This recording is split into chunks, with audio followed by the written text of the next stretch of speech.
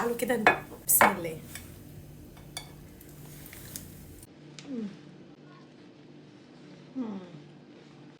تحفة جدا. والنهارده هنحضر مع بعض الثلاث اكلات غنية جدا بالبروتين. في الاكلات دي هتقدر تخرج احتياجك اليومي من البروتين بمنتهى السهولة، ومصدر البروتين في الوجبات دي المشترك هو الكينوا. الكينوا هي مصدر غني جدا للبروتين، على عكس ما كتير مننا ما يعرفوش كده. كتير مننا متخيلين بس انها مصدر للنشويات الصحية، لا، كمان الكينوا الى جانب انها مصدر الالياف الصحية، كمان هي غنية جدا بالمعادن زي الزنك والمغنيسيوم والمنجنيز والفوسفور، كمان مصدر مهم جدا للبروتين وممكن تاخد منها احتياجك اليومي من البروتين. كمان الالياف اللي في الكينوا مشبعة لدرجة كبيرة جدا. الكينوا مفيدة جدا لكل مرضى القلب ومرضى السكر ومرضى الكوليسترول، بتظبط سكر الدم بشكل كبير جدا. الكينوا هي افضل اختيار لو انت عندك حساسية من الجلوتين. ودلوقتي هنحضر مع بعض الثلاث وصفات مهمة جدا للكينوا، وده احلى طبق سلطة كينوا ممكن تحضر. كل اللي احنا هنحتاجه كوباية واحدة بس من الكينوا، هننقعها في كوباية من المية وهنسويها نفس تسوية الرز العادي جدا. انا هنا ضفت لها مستكة لاني بحب طعم المستكة معاها،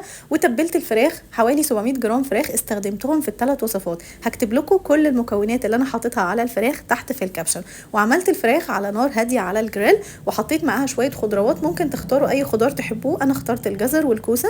وحضرت بعد كده الدب اللي انا هحتاجه للسلطات اللي انا هستخدمها في الثلاث وصفات. الدب كان عبارة عن معلقة كبيرة من الطحينة ومعلقة كبيرة من زيت الزيتون وشوية توابل ملح وفلفل وكمون، وضفت لهم بعد كده كمان بقدونس متقطع شرايح صغيرة وخلطتهم مع بعض، والدب ده بيبقى لذيذ جدا. ممكن نستبدل الطحينة بمايونيز لايت او مستردة، هيبقى طعمها لذيذ جدا، وممكن كمان نضيف معلقة من الزبادي. ويلا بينا بقى نحضر اول وصفة، وهي سلطة الكينوا اللي هنستخدمها في الثلاث وصفات. سلطة الكينوا هي جميلة جدا وطعمها لذيذ، وخصوصا كمان لما بنضيف لها فاكهة. انا هنا ضفت لها كانتالوب، ممكن تضيفوا تفاح اخضر او تفاح احمر او كيوي او اي نوع فاكهة تحبوها، او كمان برتقال. واخترت مجموعة من الخضروات، كتروا الوان زي ما تحبوا. انا هنا استخدمت جزر وخيار وطماطم وفلفل الوان، وضفت لها كمان معلقتين كبار من الحمص، انا سلقته في البيت، ما بحبش اشتريه معلب ابدا.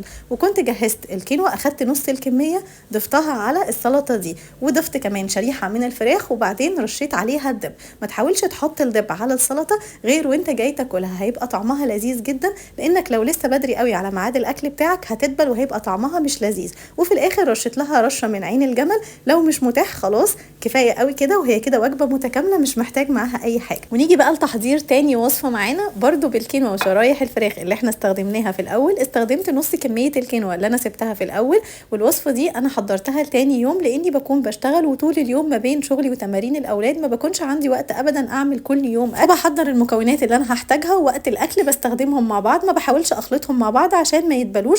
استخدمت هنا سلطة عادية خالص، وضفت لها معلقة من التين اللي احنا حضرناه مع بعض قبل كده، واستخدمت نص كمية الكينوا مع 3 شرايح من الفراخ المشوية، وطعمهم كان يامي جدا. كده حضرت وجبة شبه اللي بتاكلها في اغلى المطاعم، وفي نفس الوقت وجبة صحية ووفرت فلوس. واخر وصفة معانا هي التشيكن رول مع الكينوا سالاد. الكينوا سالاد احنا حضرناها مع بعض، ودلوقتي هنحضر مع بعض كمان التشيكن رول. كل اللي احنا هنحتاجه رغيف عيش من ده، لو انت ما بتقدرش تستغنى عن العيش الوجبة دي مميزة جدا وهتنفعك جدا جدا. هحط عليها اي دب موجود عندي، انا استخدمت دب انا كنت محضراه مايونيز لايت مع مستردة، وحطيت عليها بقدونس وزيت زيتون وبهارات، وبعدين حطيت عليها كمان خس وجزر، وكمان حطيت عليها معلقة من الحمص، وكمان لفيت الرول وحطيته على الجريل لمدة 5 دقايق بس ياخد لون، ممكن ما تحطوش خالص على الجريل.